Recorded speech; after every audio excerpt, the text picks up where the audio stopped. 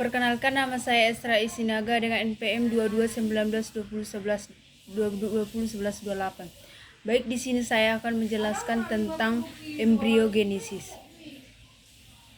Embriogenesis berasal dari bahasa Yunani atau sering disebut merupakan sel atau organisme yang hidup pada masa di awal pertumbuhan yang tidak bisa bertahan hidup sendiri. Embriogenesis manusia adalah proses kompleks yang terjadi selama 8 minggu pertama setelah pembuahan. Dalam 8 minggu berubah dari satu sel menjadi organisme dengan rencana tubuh multilevel. Sistem sirkulasi, ekskresi, dan neurologi semuanya mulai berkembang selama tahap ini. Proses fertilisasi secara alami, satu penetrasi atau penembusan korona radiata. Tahap pertama atau pembuahan, penetrasi spermatozoa ke dalam korona radiata sel telur.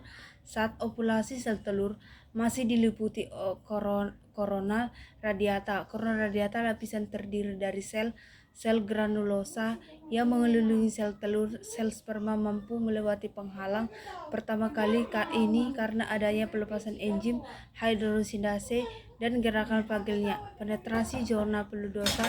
Zona peludosa merupakan lapisan eksternal yang mengelilingi oosit.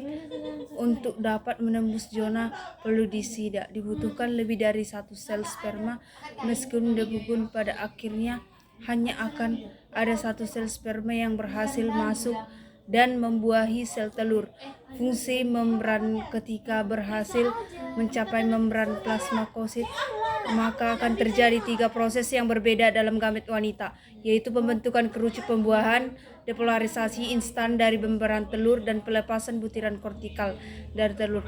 Pembentukan kerucut pembuahan akan menyebabkan terjadinya fusi antara membran sel telur dan sperma. Selain itu, pada tahap ini juga akan terjadi pengikatan antara kepala sperma ke dalam sel telur. Bersamaan dengan itu, adanya depolarisasi dan pelepasan butiran kortikal juga mencegah masuknya sperma lain ke sel telur. Fungsi inti dan pembentukan zigot.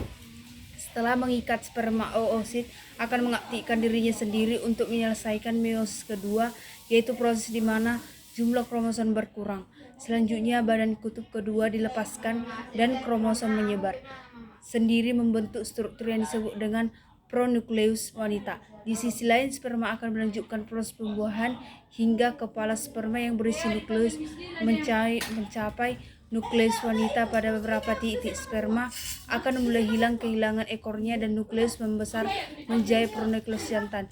Ketika pronukleus bertemu, maka fungsi akan terjadi. Akhir dari fungsi fertilisasi adalah pembentukan zigot, yaitu sel pertama dari organisme yang tercipta setelah sel telur dan sel sperma melebur menjadi satu. Proses fertilisasi secara buatan, inseminasi intrauterin, adalah prosedur yang paling umum. Dalam prosedurnya, sperma laki-laki diambil dan disimpan ke dalam rahim perempuan menggunakan kateter. Prosedur ini membantu sperma agar berdekatan dengan sel telur sehingga memicu pembuahan. Inseminasi intrauterin. Inseminasi intraservix merupakan inseminasi buatan yang paling mudah dan paling murah karena prosedurnya mirip dengan hubungan seksual. Proses inseminasi serviks dilakukan dengan menyuntikkan sperma ke dalam serviks, yaitu jaringan yang menghubungkan vagina dan rahim. Baik, untuk sekian dari pembahasan tentang embriogenesis. Terima kasih.